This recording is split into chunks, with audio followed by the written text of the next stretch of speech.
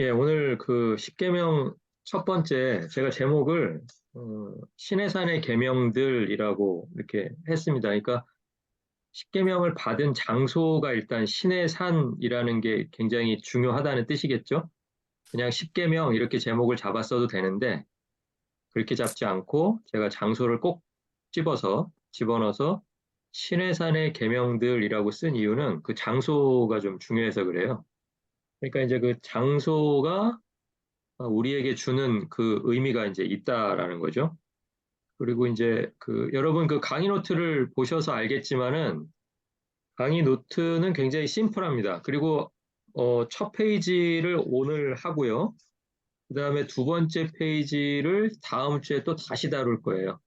그러니까 여러분이 가지고 계신 그 혹시 프린트 하셨으면 버리지 마시고 두 번째 페이지는 꼭 이렇게 다음 주까지 갖고 계시고 다음 주에는 그래서 아마 한 페이지 정도만 더 나가지 않을까. 오늘 이제 두 번째 페이지는 다음 주에 다시 한번 또 보고요. 자, 그럼 우리가 한번 두 번째 페이지 한번 보겠습니다. 두 번째 페이지를 이렇게 한번 보시면 거기 십계명이 이제 10가지를 제가 이렇게 쭉 적어 놨어요. 그러니까 이 내용은 뭐 성경에 다 나오는 내용이기 때문에 뭐 그 자체로 뭐 그렇게 크게 특별할 건 없습니다. 그런데 이제 한 가지 우리가 봐야 될 건 뭐냐면요. 십계명에서 성경에서 십계명을 여기저기서 이렇게 많이 이야기하고 있는 것 같지만 사실은 1번부터 10번까지를 다 이야기하는 본문은 딱 두 가지밖에 없어요. 그러니까 한두 가지를 끄집어내 가지고 따로 다루고 있는 본문은 신약에도 있고 구약에도 있고 여러 군데가 있거든요. 그런데 이렇게 1번부터 10번까지가 전체 한 덩어리로 다 소개된 본문은 거기 출애굽기 본문하고 신명기 본문이에요. 예, 그런데 신명기 본문하고 출애굽기 본문하고 다 똑같은데요.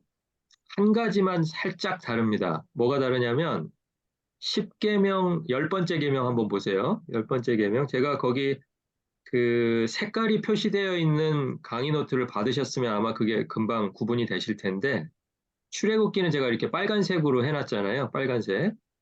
그리고 신명기는 파란색으로 해놨습니다. 그런데 이제 계명이 다 똑같아요. 1계명부터 9계명까지 똑같은 내용이에요. 그런데 한 가지가 다른데 10번째 계명에서 출애굽기에는 찾아보시면 내 이웃의 집을 탐내지 말라 이렇게 시작을 합니다.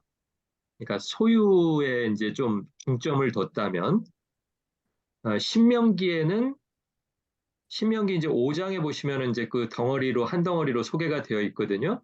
근데 거기에는 10번째 계명이 어떻게 시작하냐면 내 이웃의 아내를 탐내지 말라 이렇게 되어 있어요.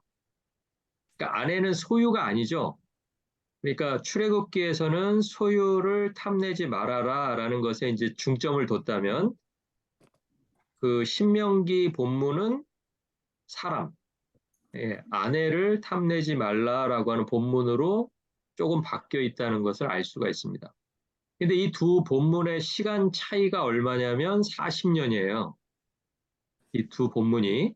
그러니까 여러분 40년 그러면 어떤 사건이 떠오르실 거냐면 광야에서 보냈던 40년 그 시간이 아마 떠오르실 거예요. 물론 성경에 뭐 여러 가지 40년에 대한 기록은 있지만 가장 중요하고 또 의미가 있는 그 40년 그러면 아마 광야에서 보냈던 그 40년일 거예요. 네, 그러다 보니까 이 얘기가 무슨 얘기냐면 출애굽기 첫 번째 그 본문은 광야 생활을 시작하기 직전에 주신 십계명에 대한 이야기라면 광야 생활을 이제 다 끝내고 광야 생활 끝냈으니까 이제 어디로 가야 돼요? 이제 요단강을 건너서 가나안 땅으로 들어갈 거잖아요. 예, 그런데 그 들어가는 시점에서 다시 한번 40년 전에 주셨던 그 십계명을 되돌아보는 시간, 예, 그 시간을 가졌었다라는 거예요. 그러니까 이 얘기는 뭐예요? 40년 전에 받았던 계명이 지금 몇 년 동안 그들의 삶에서 적용되었었다는 거예요. 40년 동안 적용됐었다는 거죠. 자, 그런데 40년이 지나고 나서 다시 가나안 땅을 앞두고 다시 한번 이걸 1번부터 10번까지 쭉 되짚어 봤다는 얘기는 가나안 땅에 들어가서 이 계명이 필요하다는 얘기예요? 필요 없다는 얘기예요? 필요하니까. 그렇죠. 여러분이 지금 딱 느끼시는 그게 십계명의 가장 중요한 포인트입니다. 음. 예. 십계명은요, 사실은 내용도 중요하지만 앞으로 들어갈 가나안 땅, 약속의 땅, 축복의 땅에서 계속해서 광야에서 적용되던 계명인데 광야라고 하는 장소를 벗어났잖아요, 이제. 40년 동안이나 지켜왔잖아요. 그런데도 이게 똑같이 하나님의 말씀으로서 약속의 땅에도 우리가 가지고 들어간다라는 개념이 가장 중요해요. 그러니까 이제 여러분이 벌써 첫 시간에 가장 중요한 거 이제 50%는 벌써 배우셨어요. 그러니까 이제 여기서 뭐 무슨 일이 있어서 수업에서 나가시더라도 50%는 들으셨다. 제가 그거는 인정을 해드립니다. 50%는 들으신 거예요. 그러니까 제일 중요한 게 뭐라고요? 앞으로 들어갈 땅에서도 지난 40년과 똑같이 십계명이 우리에게 필요하다, 중요하다. 예, 그 내용이 되겠습니다. 자, 그러면 이제 아까 제가 말씀드린 열 번째 계명이 왜 바뀌었을까가 지난 40년 동안에 이스라엘에게 어떤 변화가 있었다라는 거죠. 그렇죠? 예, 그러니까 새로운 계명을 받은 것은 아니지만 그 중요하게 강조하는 포인트가 예전에는 내 이웃의 집이었는데 그게 이제 가나안 땅을 앞두고서는 내 이웃의 아내가 되었다라는 말은 어떻게 보면 제가 이제 미리 말씀드리지만 내 이웃의 아내를 탐하는 일이 탐내는 일들이 지난 40년 동안 있었다 없었다? 없었어. 없었다? 아니죠. 있었, 있었으니까 강조점이 바뀐 어, 거겠죠. 사, 있었으니까.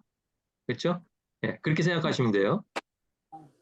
그전에는 가지고 나온 소유의 사람들의 마음이 욕심이 생겼다면 이제 자신들의 소유에서 뭘로 확장이 된 거예요? 남의 사람까지도 이 욕심이라고 하는 게 이제 확장이 되니까 이제 앞으로는 강조점이 뭐예요? 이미 이제 물건에 대한 강조는 이미 40년 전에 했고 이제는 사람이 사람. 사람을 빼앗아가는 그 일들을 해서는 안 된다라고 강조할 필요가 생겼다는 거죠. 그러니까 인구가 많아지니까 처음에 나왔을 때부터 200만은 아니었을 거 아니에요. 그렇죠? 그 출애굽에서 딱 나왔을 때 왜냐하면 출애굽기에 나오지만 처음에 이스라엘 백성들이 나오고 이스라엘 백성만 나온 게 아니라 그 주변에 있는 성경에는 이제 잡족이라고 나오는데요. 여러 민족들이 아, 나도 너희 하나님 따라가 볼래라고 하고 따라 나온 사람들이 많았죠. 예, 그러니까 이제 그 사람들이 가지고 있던 기존의 문화, 자기들이 가지고 있는 어떤 결혼이나 무슨 뭐 혼인이나 뭐 자녀 양육에 대한 이런 가치관 이런 게 너무 틀린 사람들이 막 중간에 이제 막 섞여 들어오는 거예요. 그러다 보니까 이제 광야 40년을 끝내고 요단강을 건너기 직전에서는 이제 강조점이 바뀌었다라는 거예요. 열 번째. 예, 그렇게 이제 보시면 되겠고요. 그리고 또 한 가지 강조점은 뭐냐면 그 두 번째 페이지 지금 보고 계신데요. 두 번째 페이지 맨 왼쪽 출애굽기 신명기라고 표시되어 있는 그 밑에 보시면 제가 이렇게 코테이션 하나 이렇게 해놓은 거 보이세요? 예, 내 하나님 여호와가 내게 명령한 대로라고 이렇게 되어 있습니다. 자, 요거는 이제 어디에 나와 있다는 거예요? 신명기 본문에 보면 계속해서 반복해서 계명들을 소개할 때마다 내 하나님 여호와가 내게 명령한 대로 예를 들면 살인하지 말라. 내 하나님 여호와가 내게 명령한 대로 간음하지 말라. 이렇게 돼 있었다라는 거예요. 자, 그러니까 이 얘기도요. 제가 잠깐 설명을 해보면 처음에 받았을 때 이제 누가 받았어요? 모세가 뭐, 받았죠. 예, 모세가 받았고 마지막 광야 40년 끝날 무렵에 이제 모세는 죽잖아요. 뭐 어떻게 죽어서 어떻게 묻혔는지도 모르지만 어쨌든 모세는 들어가지 못했다라는 것은 우리가 분명하게 알잖아요. 자, 그런데 처음에는 이 설명을 할 필요가 없었어요. 하나님께서 명령하셨다. 이 계명은 하나님께서 명령하셨다라는 것을 아무도 안 믿는 사람이 없었다라는 뜻이에요. 왜?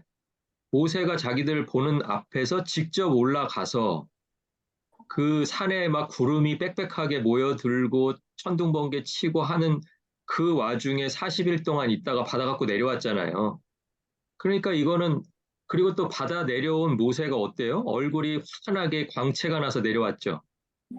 그러니까 그거는 보나 안 보나 그냥 하나님 만났다라고 누가 설명해 주지 않아도 하나님을 만났고 하나님과 같이 있었다가 내려오면서 이 계명들을 받아 내려왔다. 이건 누구도 부인할 수가 없었어요. 그렇죠? 처음에 받았을 때는. 그런데 지금 신명기 본문에서 그 10계명을 1번부터 10번까지 쭉 이야기하는 상황은 어떤 상황이냐면 이제 앞에 할아버지, 아버지 세대가 다 죽었잖아요. 그렇죠? 그러니까 아들들 세대가 또는 손자들 세대가 지금 남아서 여호수아의 인도를 받아서 요단강을 건너기 직전이에요. 그러니까 이 사람들은 모세가 하나님으로부터 직접 가지고 왔다라는 것을 본 사람들이에요, 못 본 사람들이에요? 못 본 사람들이죠. 예, 그러니까 신명기 본문에서는 그 못 본 사람들에게는 아버지에게 설명할 필요가 없는 이 부분, 내 하나님 여호와가 이것을 명령한 거다라는 것을 강조해 줄 필요가 있었다라는 거죠. 그러니까 이것은 그냥 아버지가 아들에게 전해주고 아들이 손자에게 전해준 그런 계명이 아니라 누가 맨 처음 주셨다는 거예요? 하나님께서 모세를 통해서 우리 나라에, 우리 국가에, 우리 집안에 이걸 주셨다라는 것을 다시 한번 강조할 필요가 있었던 거예요. 그래서 그 본문이 유일하게 차이가 나는 그 부분이 바로 내 하나님 여호와가 내게 명령한 대로 이렇게 돼 있습니다. 자, 그러니까 요거를 또 이렇게 읽으시다 보면 한 가지가 떠오르시면 참 좋은데 하나님께서 명령한 대로 된 게 십계명 말고 또 한 가지가 있었죠. 뭐 있었죠? 우리가 바로 앞에서 배웠던 성막. 성막을 우리가 3주 동안 배웠잖아요. 근데 제가 성막 아마 첫 시간하고 마지막 시간 제가 이렇게 동영상 올렸을 때 아마 그 말씀을 제가 드린 기억이 있는데요. 맨 마지막 그 성막이 지어지는 그 헌당, 봉헌식을 할 때 그 광경을 보면 계속해서 뭐가 반복돼요? 하나님께서 명령하신 대로 뭐가 지어지고 하나님께서 명령하신 대로 지어지고 이런 말이 있었잖아요. 그렇죠? 예, 마치 그것과 똑같아요. 그러니까 광야 생활을 시작하기 직전에 성막도 지어졌지만 광야 생활을 시작하기 직전에 또 뭐를 주신 거예요? 십계명을 주신 거예요. 그런데 이 두 개, 하나는 성막 공간이고요. 하나는 십계명 지켜야 되는 규칙이에요. 룰이에요. 근데 이 두 가지가 다 누가 주셨다라는 거예요? 하나님께서 주셨다. 이제 요게 십계명의 가장 중요한 포인트가 되겠습니다. 그래서 물론 이제 둘째 시간, 셋째 시간 가게 되면 제가 1계명부터 아마 쭉 다루면서 성경에서 이 1계명이 어떻게 적용됐는지, 그리고 또 오늘날 현대에서는 이것을 우리가 어디까지 적용해야 되는지 이런 이야기들을 좀 할 거예요. 근데 이제 오늘은 첫 시간이니까 이렇게 좀 중요한 이야기들, 제가 지금 중요한 얘기 두 가지 했죠. 한 가지는 뭐였어요? 십계명은 앞으로 들어갈 땅에서도 여전히 필요하다. 예, 이제 40년이 지났으니까 이제 쓸 만큼 썼다. 이게 아니고 앞으로도 필요하다. 그러니까 그것을 조금 더 확장해 보면 뭐예요? 십계명은 오늘날 필요하다, 필요 없다. 오늘 저와 여러분에게도 필요하다. 이런 결론을 내릴 수가 있고요. 또 한 가지는 성막과 마찬가지로 십계명을 주셨을 때도 가장 중요한 것은 뭐냐면 하나님께서 이것을 명령하셨다. 하나님께서 주셨다. 그러니까 나라를 세우고 사람들끼리 우리나라가 잘 되려면 우리가 뭘 지키고 뭐를 하지 말아야 될까 이런 것들을 의논해 가지고 만들어진 법이 아니고요. 이것은 처음부터 하나님의 의도를 가진 하나님께서 직접 주신 그런 법이고 룰이었다. 이제 요 두 가지 설명을 먼저 드리고 그다음에 이제 한번 오늘 설명을 한번 들어가 보겠습니다. 자, 십계명 이제 첫 번째 본문은 아까 말씀드렸던 것처럼 출애굽기 20장 1절에서 21절에 나와요. 여러분 이제 그 내용은 나중에 한번 쭉 찾아서 이제 읽어 보시면 되고요. 자, 그런데 이제 그 아까 제가 말씀드렸던 것처럼 이 십계명을 받기 직전에 있었던 사건이 하나 있었어요. 예, 그게 뭐냐면 출애굽 사건이에요. 출애굽. 그러니까 십계명은 제가 왜 이 말씀을 드리냐면 아무 때나 예를 들면 애굽에서 나오면서 받아도 되고 아니면 중간에 광야 생활 하다가 중간쯤 됐을 때 받아도 되고 아니면 요단강 앞에서 이제 건너갈 땅에서 너희들이 어떻게 어떻게 살아야 된다라는 뜻으로 주셔도 되는 그런 계명이 아니고요. 정확하게 출애굽하자마자 주셨어야 되는 이유가 있어요. 예, 그 이유는 뭐냐면 이 출애굽이라고 하는 사건은 뭐냐면 하나님께서 자기 백성을 선택하셔서 불러내신 사건이에요. 그러니까 사람들이 나와야지라고 생각하고 나온 게 아니에요. 사람들이 나가 볼까라고 생각해서 의견을 모아서 나온 게 아니고요. 나올 수 없고 나오는 걸 생각도 못 하고 있었는데 하나님께서 끄집어내신 사건이다. 그리고 끄집어내가지고요. 우리 뭐 한국 속담에 그런 속담도 있잖아요. 물에 빠진 사람 건져 놓으면 뭐 한다 그래요? 달라고. 밭다리 내놔. 예, 이거 아시는 분들은 좀 연식이 좀 되신 분들인데, 예, 이제 연식 안 된 것처럼 이제 대답을 안 하고 계시면 되죠. 예. 근데 이제 연식이 좀 되신 분들은 아마 금방 아실 거예요. 물에 빠진 사람 건져내 놓으면 보따리 내놓으라고 한다. 이 말을 우리가 이제 기억을 해요. 저도 이 말을 기억을 하는 거 보니까 저도 좀 된 것 같아요. 자, 그런데 예, 물에 빠진 사람을 건져내 주고요. 보통은 그 사람의 그 이후의 시간을 책임져 주지는 않죠. 건져준 사람이 길을 가다가 어떤 사람이 물에 빠져 있으면 그 물에 빠진 사람을 건져주는 사람은 있잖아요. 물론 자기가 능력이 안 돼서 그냥 발만 동동 구르고 그냥 안타까워 하다가 어떻게 하지 못하는 그런 경우도 있지만 대개의 경우는 사람이면 보통은 그 사람을 어떻게든 뭐 막대기라도 하나 이렇게 내밀어 가지고 줄이라도 던져 가지고 뭐 어떻게 해주려고 노력은 하잖아요. 자, 그런데 이렇게 노력을 했어요. 그래서 구했습니다. 자, 구한 다음에 이 사람이 앞으로 살아가는 시간 내내 같이 다니면서 이 사람을 봐주거나 돌봐주거나 관찰하거나 같이 가거나 뭐 이러지는 않는다는 거예요. 그렇죠? 예. 그러니까 출애굽 사건이 기본적으로 다른 사건과 다른 그 구원의 사건과 다른 건 뭐냐면 사람을 한번 이렇게 어려움에서 구해놓고 그것으로 끝난 것이 아니고 구하는 것은 시작이고요. 그 시작을 통해서 이제부터는 내가 너희 하나님이 된다. 너희들은 내 백성이 된다라고 하는 상호 계약이었던 거예요. 자, 그러니까 계약이면 제가 이제 계약이라고 말씀드렸으니까 우리들이 머릿속에 계약, 컨트랙 그러면은 뭘 좀 써야 되죠.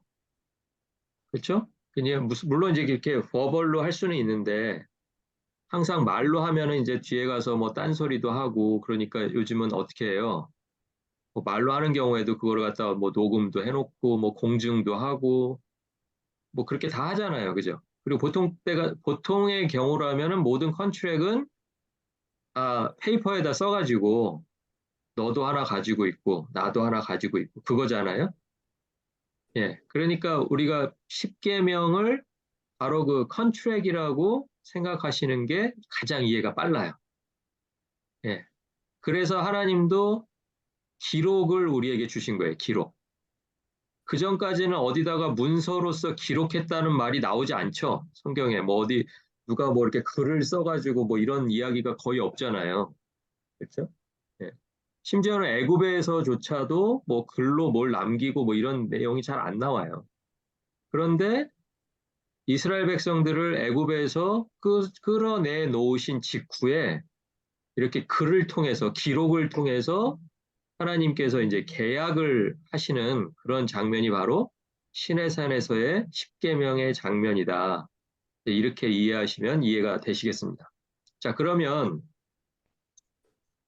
출애굽 사건에서 이제 그 제일 중요한 게 뭐냐면 하나님이 누구신가를 이해하는 거예요. 우리도 계약할 때 그렇잖아요. 계약할 때 여러분이 물론 내 이름이 거기 써 있나 이것도 중요하게 봐야 되지만 그거와 똑같은 중요성을 가지고 봐야 되는 게 뭐예요? 상대방의 이름이 뭔가 이거 보시지 않겠어요? 그죠? 내가 누구랑 도대체 계약을 한 거야?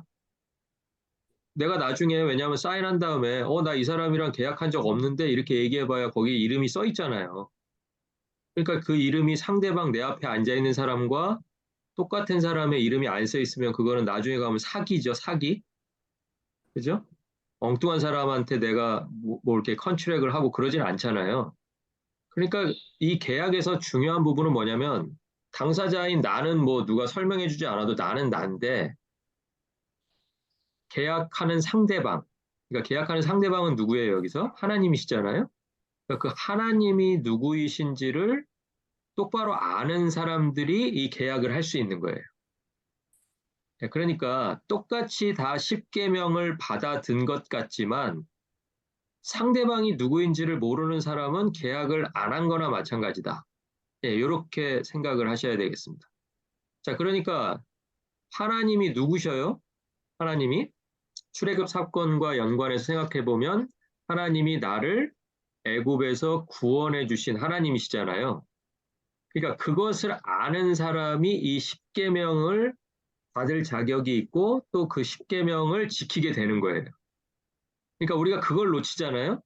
나를 구원하신 하나님과 나와의 관계에서 계약이다라는 거를 놓쳐버리면 이제 이것은 그냥 지켜도 되고 안 지켜도 되고 아니면 그냥 먼 옛날에 이스라엘 백성들이 받았던 그냥 구약의 한 부분으로 그냥 그렇게 이해하고 끝나는 거예요.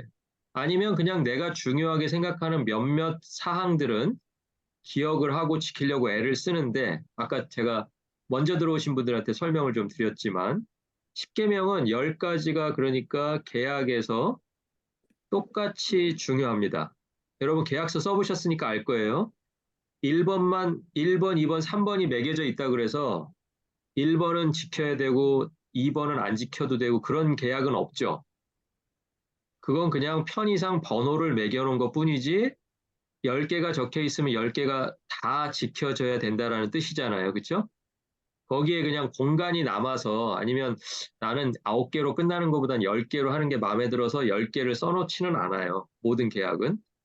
거기에 10번에 적혀 있다는 것은 1번이나 똑같은 중요성을 가지고 그 계약에 꼭 필요한 내용이기 때문에 그 안에 포함시켰다는 뜻입니다. 그렇죠?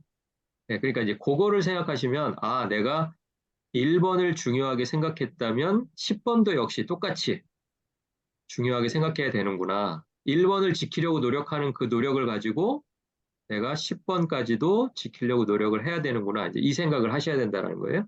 근데 그 출발점이 어디냐면 하나님을 아는 것. 하나님이 특별히 애굽에서 나를 구원해 내신. 그러니까 우리가 우리 말로 바꾼다면 우리는 지금 뭐 애굽은 없잖아요. 그러니까 하나님께서 나를 어디서 구원하셨냐면 나를 죄와 사망에서 구원하셨죠. 그러니까 죄와 사망에서 구원한 하나님을 아는 사람이 이 십계명을 제대로 받은 거고요. 받아서 이제 지켜야 되겠다라는 마음까지 이제 연결이 되는 것입니다. 이제 그 출발이 이제 매끄럽지 않으면 아까 제가 말씀드렸듯이 항상 뭐 계명을 중간에 몇 개는 기억하지 못한다든지 아니면 전체를 다 지키지 않아도 괜찮은 것처럼 이렇게 이제 생각하기가 쉽다는 거죠. 자, 그래서 이 출애굽 이후에 주신 이유가 한 가지가 있는데요. 그 출애굽 하나님은 누구신가 바로 밑에요. 십계명에 한 가지 기능이 있는데 그 기능 중에 한 가지가 뭐냐면 애굽으로 되돌아가지 않도록 억제하는 기능이 있습니다. 그러니까 하나님과 나와의 계약을 맺은 이유는 뭐냐면 너희는 이제 더 이상 애굽의 종이 아니니까 광야에서 어떤 일을 경험한다고 해서 아니면 또 가나안 땅에 빠른 시간 안에 들어가지 못했다고 해서 너희들이 다시 애굽 땅으로 돌아가려고 해서는 안 된다라는 의미예요. 그런 기능을 한다는 거예요. 자, 그러니까 이 계명은 마치 이제 계명이 이제 세 가지 기능이 있는데요. 첫 번째 기능은 뭐냐면 채찍의 기능이에요. 채찍. 채찍은 뭐예요? 이렇게 채찍은 정신 못 차리고 있을 때 정신 차리라는 의미에서 이렇게 따끔한 한국은 이제 뭐 채찍보다는 이제 회초리라는 개념이 더 맞겠죠? 한국 분들에게는. 예, 회초리라는 개념으로 이제 십계명을 주신 겁니다. 정신을 못 차리고, 그러니까 정신을 못 차린 사례들은 성경에 너무 많죠? 예, 광야 생활을 이렇게 40년 동안 어떻게 살았나 이렇게 쭉 따라가다 보면 이 사람들이 늘 정신을 차렸던 것이 아니고요. 정신을 못 차리는 모습이 종종 나오죠. 예, 그럴 때마다 하나님께서 이 계약을 떠올리게 해서 이게 마치 회초리나 채찍처럼 너희들이 또 여기 광야에 와서도 또 애굽에서처럼 또 그렇게 살래라고 하는 그런 의미로 십계명을 주셨다라는 거예요. 그러니까 이 십계명은 애굽에 있을 때는 주실 수가 없고요. 반드시 애굽에서 나온 직후에 주셔야 이 십계명으로서의 기능을 제대로 이제 할 수 있다. 이제 이렇게 생각하실 수가 있겠습니다. 그러니까 시기적으로 반드시 시내산에서밖에 주실 수가 없었다. 그리고 광야를 막 돌아다니고 있는데 이게 없으면 어떻게 됐을까요? 채찍이 없었으면 이 사람들이 당연히 어디로 가고 싶어 했을까요? 다시 애굽으로. 애굽에서 뭐 엄청나게 고통을 겪고 고난을 겪었다고 하더라도 사람들의 머릿속에서 이제 그게 또 희미해지면 우리 성경에도 그런 장면들이 많이 나왔잖아요. 모세와 아론을 그냥 다 죽여버리고 새로운 지도자를 세워가지고 우리들이 애굽으로 가자. 그리고 애굽에 대한 추억들이 뭐 매맞고 힘들고 이런 기억들은 이제 싹 사라지고 무슨 기억만 남았어요? 나중에 보니까. 뭐 양파 먹고 파 먹고 그 고기도 먹고 뭐 맛있었다 그러는데 나 언제 그렇게 먹었는지 모르겠지만 종들한테 뭐 그렇게 잘 먹였겠어요. 그죠? 죽지 않을 만큼만 먹이고 하루 종일 일 시키고 이제 그런 일들을 반복했겠죠. 그런데 사람들의 마음속에는 이제 그런 기억들이 점점점 사라지면 마치 그곳에서 자기들의 삶이 광야보다 훨씬 나았다라는 그런 착각을 하게 되니까 이 계명이 그 이전에 광야 생활 시작하기 이전에 주어졌어야 그래도 정신을 못 차리다가도 또 다시 정신 차리고 정신을 못 차리다가도 다시 정신 차리고 이렇게 해서 지나간 세월이 바로 이제 40년 광야 생활이 되겠습니다. 자, 그래서 이제 시내산에서 이제 주신 계명은요. 그 두 번째 줄에 보시면 이제 실제적인 삶을 위한 지침이에요. 그런데 성막 때도 제가 그런 설명 한번 드렸는데 성막을 주셨을 때가 이미 광야 생활을 시작도 안 했는데 주셨잖아요. 그렇죠? 그리고 그때는 사실 정탐을 하고 돌아와서 뭐 그 땅은 우리가 갈 수가 없고 거긴 너무 큰 사람들이 버티고 있어서 우리는 뭐 메뚜기 같고 이렇게 하기도 전이잖아요. 하나님이 미리 알고 성막을 예비하셨듯이 이 십계명도 마찬가지예요. 아직 아무것도 한 건 없어요. 그러니까 시내산까지 왔을 때만 해도 이스라엘 백성들은 이제 조금 있으면 열 하룻길이라고 그랬으니까 사람이 많아서 뭐 조금 천천히 간다 그래도 한 2주 정도 걸리면 우리는 가나안 땅에 들어간다 이 생각을 했겠죠. 그렇지 않았겠어요? 예, 그랬는데 누구만 그 결과와 과정을 다 알고 계시냐면 하나님은 알고 계시기 때문에 아, 지금 주지 않으면 이 사람들은 40년 동안 분명히 다 뿔뿔이 흩어지고 일부는 광야에서 죽고 일부는 애굽으로 돌아가고 다 엉망진창이 될 거다. 이거를 내다 보시니까 하나님이 성막도 주시고 계명도 주셨다. 이렇게 이해하시면 되겠습니다. 그러니까 하나님의 은혜죠. 어떻게 보면 이 계명을 이때 안 주셨으면 어떡할 뻔했어요. 그죠? 예, 그래서 이스라엘 백성들이 뒤에 불순종을 했음에도 불구하고 여전히 그들에게는 불순종을 돌이킬 수 있는 깨닫게 할 수 있는 너희들이 지금 잘못하고 있다라고 하고 있는 실제적인 삶의 기준점들이 주어졌었다는 거예요. 왜냐하면 이런 것들이 없으면 뭐 하고 싶은 대로 막 해놓고도 죄 아니라고 할 거 아니에요. 그렇죠? 예, 뭐 탐내지 말라, 도둑질하지 말라 이런 계명이 없었다면 그 똑같은 짓을 하고도 아, 우리는 그냥 그렇게 하는 게 맞는 거 아니야?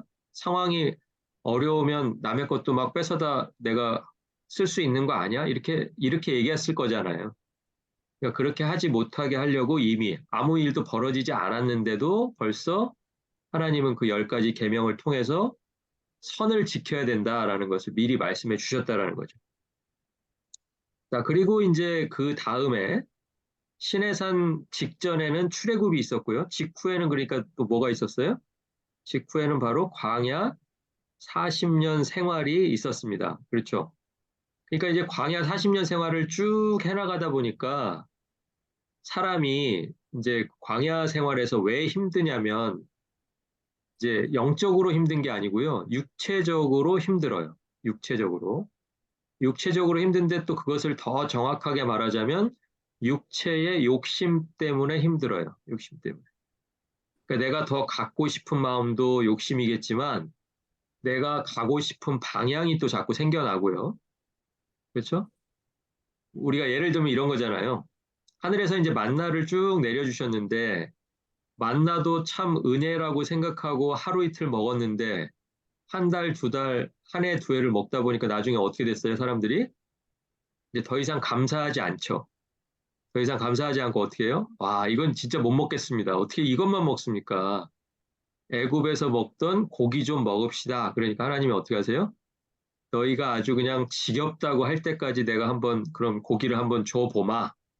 그렇게 얘기하고 그냥 고기를 쏟아 부어주시잖아요. 그러니까 그 고기는 사실 그 본문 자세히 읽어보시면 축복의 고기가 아니에요. 그렇죠? 우리는 뭐 만나와 메추라기로 먹이신 하나님 막 이렇게 좋게 이제 이렇게 많이 배웠는데 사실은 만나에 비해서 메추라기는 그거는 축복의 사인이라고 볼 수가 없는 그런 고기였어요. 그렇죠? 어디 한번 고기 어디까지 먹나 한번 먹어봐라라는 그런 마음으로 주신 거거든요. 그러니까 그 고기를 받게 된 동기도 뭐냐면 사람들의 불평 때문에 그래요. 욕심 때문에 그래요. 네, 그러니까 이제 그 광야에서 제일 장애물이 되는 것은 역시 사람들의 욕심, 예, 육체가 갖고 있는 그 육체의 한계, 육체의 욕심 때문에 여기저기서 이제 장애물들에 걸리고 또 그때마다 우리는 불평하고 불평했다가 또 이제 뭐 때문에 다시 돌아온다고요? 그 채찍의 기능이 있으니까 다시 그 계명 때문에 다시 한번 또 정신 차리고 이런 과정들이 이제 반복이 됩니다.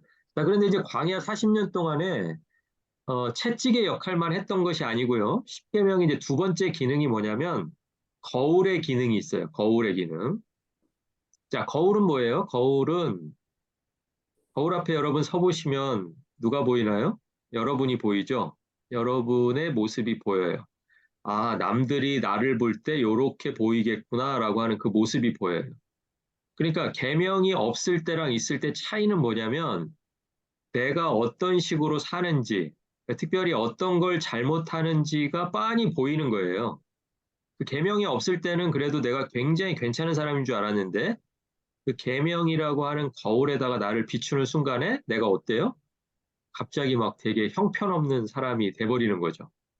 그러니까 거울의 목적은 뭐냐면 채찍이랑 똑같은데 채찍이 이제 그때그때 즉각적으로 길에서 벗어나려고 할 때 즉각적으로 나를 바로잡아주는 역할을 한다면 거울은 뭐예요? 아프지는 않지만 어떻게 보면 나를 곰곰이 돌아보게 만드는 거죠.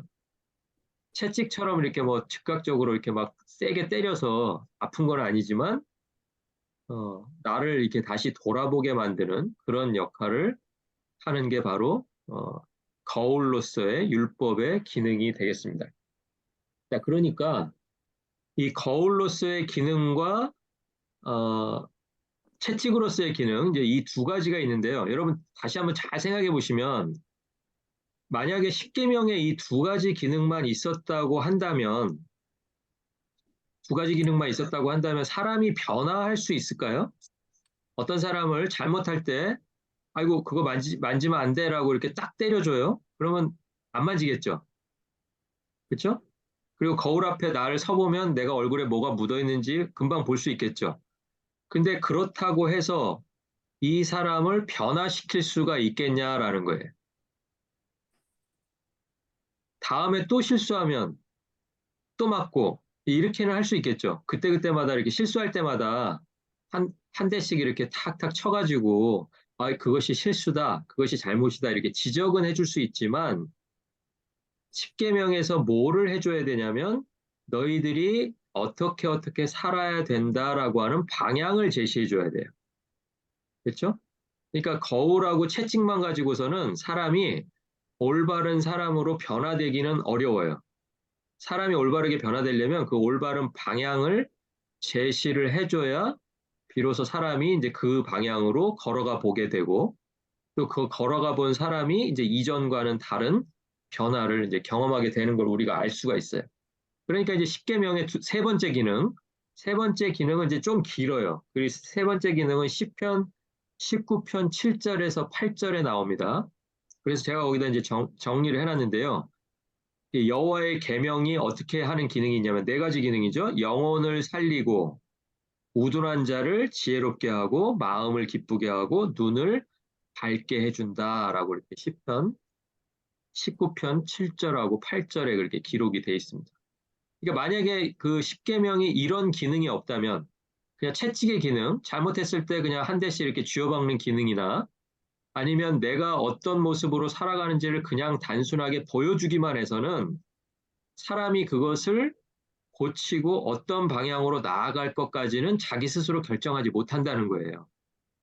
그러니까 10계명이 이 세 번째 기능, 너희들이 어떻게 사는 게 나를 하나님으로 모시고 사는 그런 방법이다라고 정확하게 보여주어야 비로소 사람들이 어떻게 돼요? 영혼이 살아나고 우둔했던 사람이 지혜로워지고 그다음에 마음이 슬픈 마음이 기쁘게 되고 어두웠던 눈이 밝아지고 하는 이 네 가지 변화.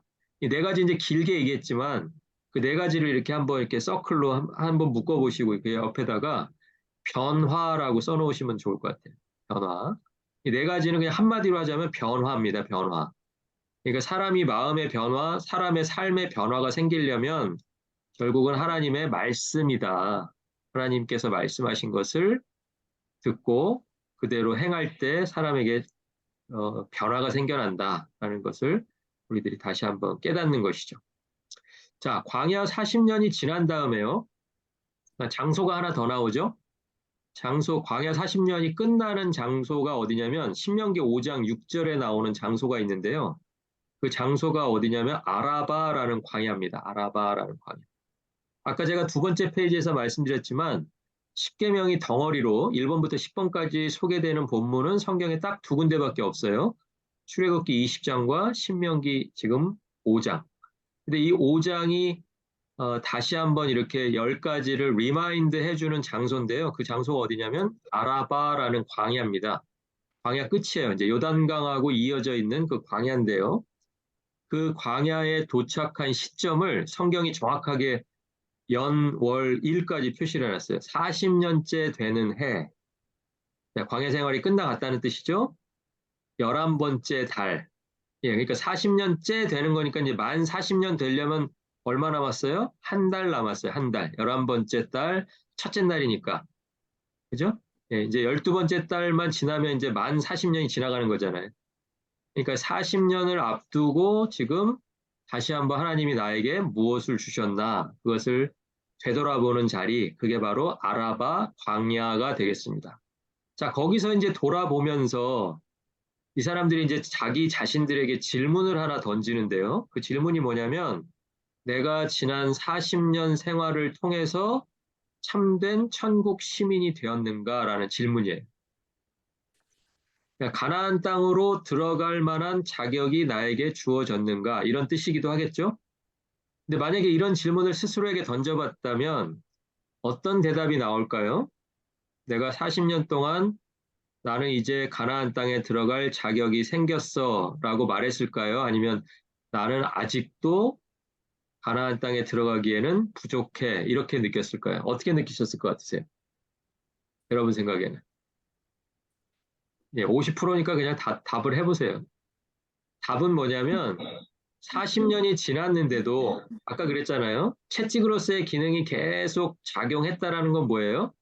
내가 끊임없이 잘못 갔다는 거죠. 그렇죠?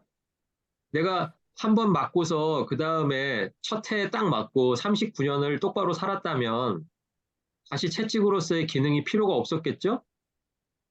내가 처음에 얼굴에 묻은 것을 첫 해에 닦고 다시는 묻지 않게 잘 살았다면 거울로서의 십계명이 필요 없었을 거 아니에요. 그런데 40년 내내 그 채찍과 거울로서의 십계명이 필요했던 이유는 뭐냐면 이들이 다시 돌아왔다가도 또 빗나가고 또 조금 제대로 살아보는 것 같다가 또 다시 또 애굽을 그리워하고 이런 생활을 계속 반복했다라는 거예요. 그러니까 여러분 여기서 착각하시면 안 되는 게 자녀 세대는 아버지 세대랑 달라서 뭐가 특별해서 가나안 땅에 들어갔다고 생각하시면 안 돼요. 아버지 세대는 뭐를 굉장히 잘못하고 자녀 세대부터는 굉장한 믿음을 보여가지고 여호수아를 비롯해가지고 가나안 땅으로 들어가게 됐구나 이렇게 생각하시면 안 된다고. 삶에 있어서는 아버지 세대나 자녀 세대나 똑같은 퍼센테이지로 똑같은 빈도로 불순종하고 또 회개하고 불순종하고 회개하고 이걸 반복했다는 얘기예요. 예. 그러면 결국 가나안 땅으로 들어온 이유를 어디에서 찾아야 돼요? 어디에서? 광야, 가나안 땅으로 들어온 이유는 하나님의 계명을 이 사람들이 충실하게 지켜서가 아니라 약속한 40년이 지나면 내가 가나안 땅으로 인도하겠다고 말씀하신 하나님의 약속밖에는 들어올 이유가 없어요. 그렇죠? 사람은 아직 변화되지 않았어요. 그러니까 아까 제가 맨 처음에 말씀드렸죠. 이 십계명을 다시 여기서 이야기하는 이유는 뭐냐면 이 땅에 들어가서 계명이 필요하다, 필요 없다. 이 땅에 들어가서 계명이 필요하다. 그럼 그 계명의 세 가지 작용, 세 가지 기능 뭐였죠? 채찍, 거울, 그리고 그 시편 19편에 나오는 그 네 가지. 그 기능이 여전히 가나안 땅에 들어가서도 똑같이 또 필요할 거라는 거예요. 예, 그러니까 우리가 똑바로 살았기 때문에 가나안 땅에 들어올 수 있었던 게 아니고요. 마치 천국에 들어가는 그 모든 공로가 구원의 하나님에게만 있는 것처럼 우리는 자격이 없는데 우리는 한 것이 없는데 우리는 파지 않고 우리는 심지 않았는데 하나님이 하나님의 약속을 지키시려고 내가 파지 않은 내가 심지 않은 것들을 나에게 주신다. 이렇게 정리할 수가 있겠습니다. 자, 그러니까 이제 계명이 왜 가나안 땅에서도 여전히 필요한지 그리고 저와 여러분이 살아가고 있는 지금의 시대에도 왜 이 계명이 필요한지 그것을 이제 우리가 이해할 수가 있겠습니다. 그래서 이제 마지막에 제가 써놓은 게 약속의 땅이라는 제목 밑에다 제가 써놓은 것 한번 같이 읽어보시면 하나님의 명령과 규례는 계속된다. 네, to be continue죠. 그러니까 여기서 이제 광야 생활 끝났으니까 이제 또 새로운 계명이 필요한 게 아니고요. 광야 생활 끝나고 여전히 내가 맨 처음에 계약했던 그 계약이 지금까지도 유효하다. 하나님은 나의 하나님이시고 우리는 하나님의 백성이다. 예, 그 사실을 우리가 기억해야만 되는 것입니다. 자, 그리고 제가 이제 한 가지만 더 설명드리고 이제 오늘 수업은 이제 마치려고 하는데요. 우리가 십계명이라는 것을 주시니까 하나님께서 하나님의 백성들에게 마치 처음으로 주신 그런 계명처럼 생각이 듭니다. 역사 속에서 이제 처음으로 주신 그런 계명처럼 생각이 드는데 맞는 말이에요. 맞는 말인데 우리가 이것을 어디랑 좀 비교를 해봐야 되냐면 창세기 1장 26절에 나와 있는 명령과 비교를 해봐야 돼요. 그때 명령과 이제 비교를 해보면서 차이점이 있겠죠. 차이점은 뭐냐면 그때는 이제 아담에게 말씀하셨을 때는 기록으로 해주지를 않았어요.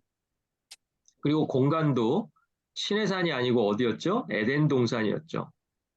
그리고 그때는 이제 출애굽 직후가 아니고 창조 직후에 하나님께서 아담에게 명령하신 그 명령이 뭐였냐면 생육하라, 번성하라, 땅에 충만하라, 땅을 정복하라, 물고기, 새, 모든 생물들을 다스려라 이거예요.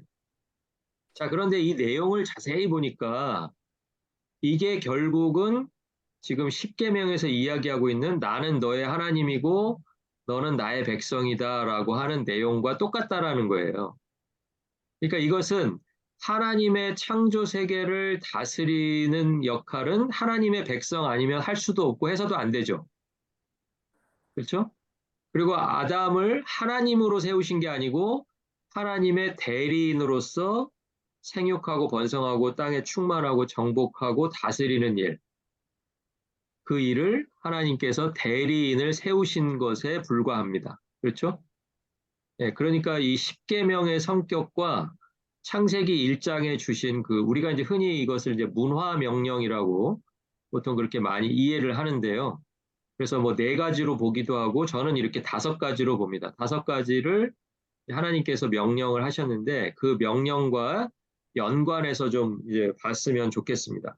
왜 연관해서 봐야 되냐면 상황이 공간은 다른데 굉장히 비슷한 점이 많아요. 창조가 어떤 상태에서 이루어졌나를 한번 생각을 해보시면 창조 이전의 상태를 창세기 1장에서 뭐라고 이야기하냐면 태초에 하나님이 천지를 창조하시니라 한 다음에 땅이 혼돈하고 공허하며 흑암이 깊음 위에 있고 하나님의 영은 수면 위에 운행하시니라 이렇게 돼 있죠. 그러니까 거기서 이제 이 출애굽과 비슷한 환경이 하나 소개가 되는데 그 말이 뭐냐면 흑암이 깊음 위에 있다. 그러니까 이 말은 좀 이제 약간 시적인 표현인데요. 쉽게 풀어보자면 캄캄한데 그 캄캄함이 너무 깊다. 이제 이런 뜻이에요. 너무 깊은 어두움이다. 짙은 어두움이다. 이런 뜻이죠. 그러니까 아무것도 기대할 수 없는 어두움, 아무것도 나올 수 없는 어두움, 빠져나올 수 없는 어두움. 근데 거기서 하나님이 뭐를 만드셔요? 빛을 만드시고 사람을 창조하시고 만물을 창조하시고 이런 일들을 하셨잖아요. 근데 마치 그 창조 때의 그런 환경과도 같았던 환경이 어디냐면 애굽이라는 환경이라는 거예요. 애굽은 아까 제가 말씀드렸듯이 계획해서 빠져나올 수 있는 공간이 아닙니다. 그러니까 얼마나 이 사람을 다 이렇게 억누르고 옥죄고 있냐면 우리들이 언젠가는 빠져나가서 다른 곳에서 나라를 이루고 살아가겠지라고 상상할 수 없는 그냥 우리는 태어나면서부터 종이고 죽을 때도 종으로 죽고 내 자식은 그냥 태어나면서 또 내 삶을 똑같이 이어가는 게 너무나도 당연하게 받아들여지는 환경, 그 어둠, 흑암이 깊음 위에 있는 환경이 바로 애굽이라고 하는 환경이라는 거예요. 그런데 그 애굽이라고 하는 환경에서 하나님께서 빛을 주셔서 이 사람들을 끌고 나오시죠. 예, 그게 마치 창세기 1장에서 하나님께서 만물을 창조하실 때 상황과 너무나도 흡사하다는 거예요. 예, 그러니까 죄와 사망으로부터 우리를 구원하셨다라는 것이 바로 이 창조의 사건과 너무나도 유사하다. 자, 그래서 이 출애굽 사건을 그럼 우리가 어떻게 볼 것인가? 출애굽 사건을 애굽이라는 공간, 애굽은 아까 말씀드렸던 것처럼 혼돈, 공허, 흑암 이런 것으로 상징되는 그런 공간이라고 할 수 있겠죠? 예, 그러면 그 공간으로부터 이끌어내신 사람들을 하나님이 자기 백성으로 새롭게 창조하신 사건이다. 이것을 창세기에서는 어떻게 했었냐면 하나님이 사람을 만들어 놓고 뭐라고 하세요? 성부, 성자, 성령 하나님께서 서로에게 뭐라고 말씀하세요? 사람을 우리가 창조해서 이 모든 창조 세계를 다스리게 하자. 이렇게 말씀하시잖아요. 이걸 다른 말로 바꾸면 이 사람을 내 사람으로 만들자. 이런 말이잖아요. 그죠? 그러니까 출애굽 이후에 자기 백성을 불러내셔서 계약하신 사건과 똑같은 사건이라는 거예요.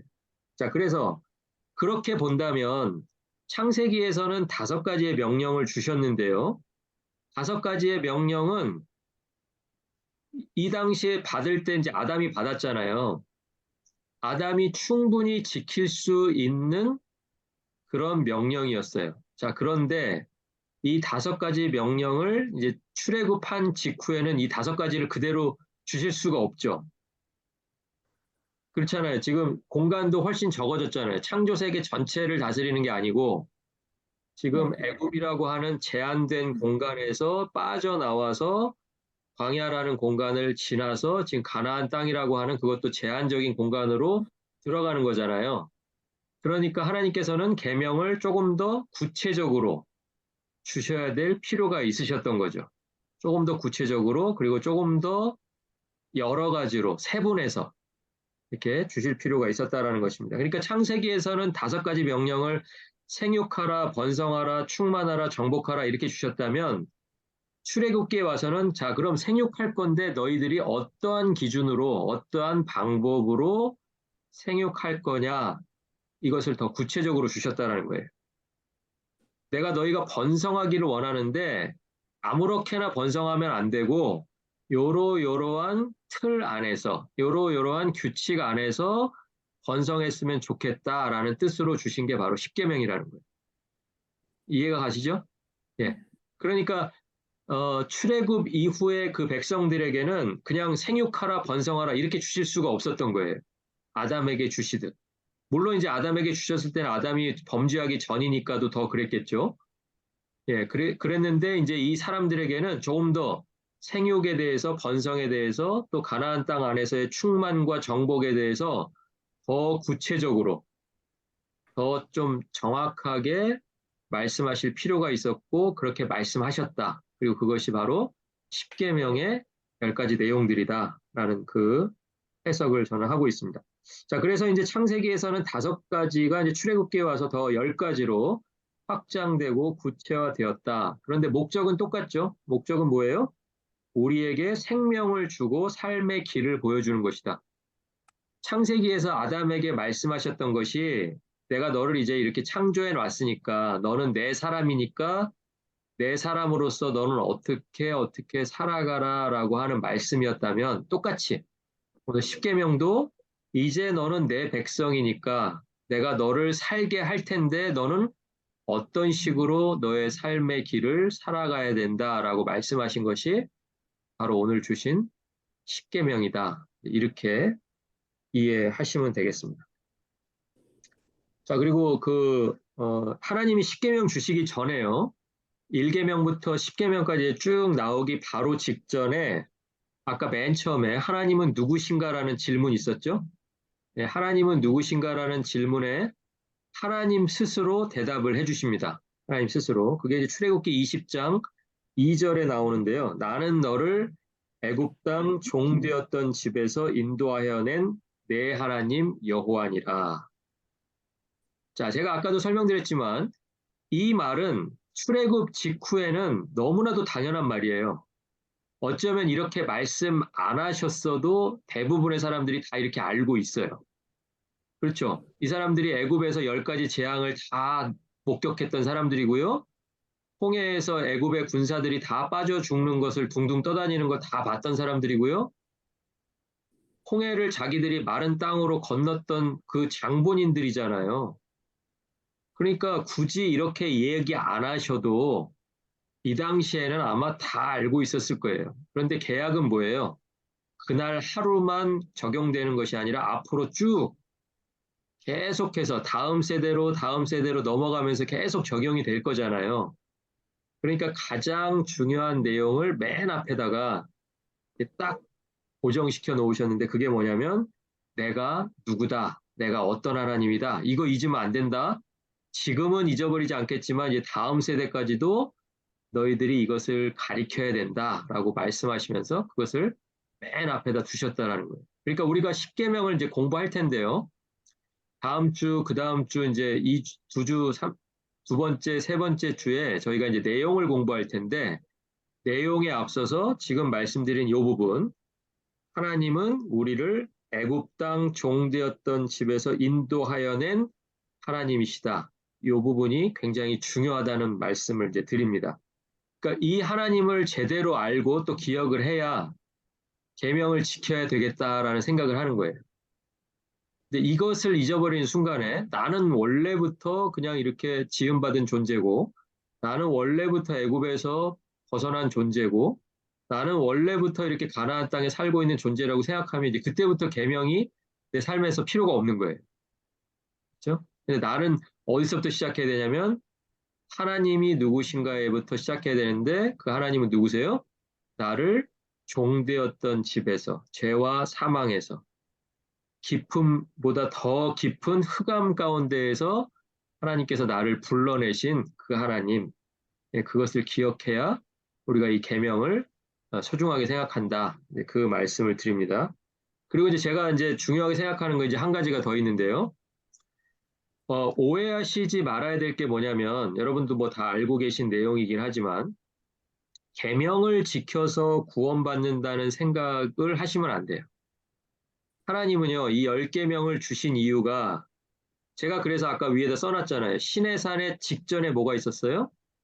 출애굽이 있었어요. 그러니까 출애굽을 다른 말로 하면 구원이에요. 그렇죠? 그러니까 구원 받은 사람들에게 계명이 필요한 것이지 이 계명을 지켜서 다시 출애굽으로 돌아가는 게 아니에요. 그렇죠?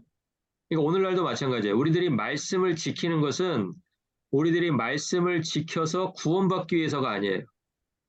구원받은 사람이기 때문에 하나님이 누구이신지를 알고 계명 지키는 것이 가치 있는 일이기 때문에 그 계명을 지키는 것이지 계명을 잘 지키면 구원받고 계명을 못 지키면 구원받지 못한다. 이 생각을 하시면 안 돼요. 만약에 그렇다면 요단강 이쪽에서 아라바 광야에서 나는 참된 천국 시민이 되었는가라고 질문했을 때 한 사람도 자신 있게 대답 못했겠죠. 그렇게 못 살았으니까. 그럼 그 사람도 요단강 건너가면 안 되는 거잖아요. 다시 광야로 돌아가야 되는데 하나님은 이미 구원받은 백성들에게 은혜를 베푸셔서 요단강을 건너가서 다시 한번 그 약속의 땅에서 계명을 지킬 수 있도록 기회를 주셨다. 그리고 이제 나중에 역사에서 확인되는 것은 뭐냐면 약속의 땅에 들어가서도 이 사람들에게는 지킬 수도 있고 안 지킬 수 있는 가능성이 아직 열려 있죠. 약속의 땅에 들어간다고 해서 무조건 자동으로 계명을 다 지키게 되는 게 아니잖아요. 기억하고 지키려고 애를 써야 되잖아요. 그런데 만약에 못 지키면 어떻게 되는 거예요? 하나님께서 이전에 그 가나안 땅에 살고 있었던 사람들에게 했던 것처럼 그들을 온 땅으로 흩어버리시겠다고 하는 약속을 우리들이 또 기억해야 되는 거예요. 그런데 또 거기서 끝나지 않죠? 흩어버리지만 또 흩어진 그곳에서 하나님이 누구이신지 또 내가 어디서부터 시작해야 되는지를 다시 기억하는 사람들에게는 어떤 은혜를 또 베풀어 주세요? 다시 그 땅으로 되돌아오는 은혜. 그러니까 오늘도 저희는 그 중간 어딘가인 거예요. 계명을 지키려고 애를 쓰다가 계명을 잊어버릴 수 있죠. 그러면 하나님께서 분명히 그 계명의 기능, 채찍이든 거울이든 아니면 나를 살리고 지혜롭게 하고 기쁘게 하고 밝혀주는 그 기능을 사용하셔서 나를 어떻게든 되돌려 놓으실 거란 말이죠. 예. 그러면 그때 하나님이 누구이신지를 기억하는 사람은 다시 하나님의 그 약속 안으로 들어오게 되는 거고요. 기억하지 못하는 사람은 또 기억할 때까지 그 갈등이 이제 거기서 계속 지속이 돼야 되는 거겠죠. 자, 그래서 계명을 지켜서 구원받는 것이 아니고 구원받은 백성들이 하나님의 거룩을 닮아가기 위해서 계명을 지키는 것이다. 이 말씀을 드리면서 이제 오늘 공부는 여기서 마치도록 하겠습니다. 오늘은 이제 1계명부터 10계명까지 구체적인 내용은 이제 전혀 다루지 않았지만 우리가 이제 한 5개씩 이제 끊어서 그렇게 보게 될 것 같은데요.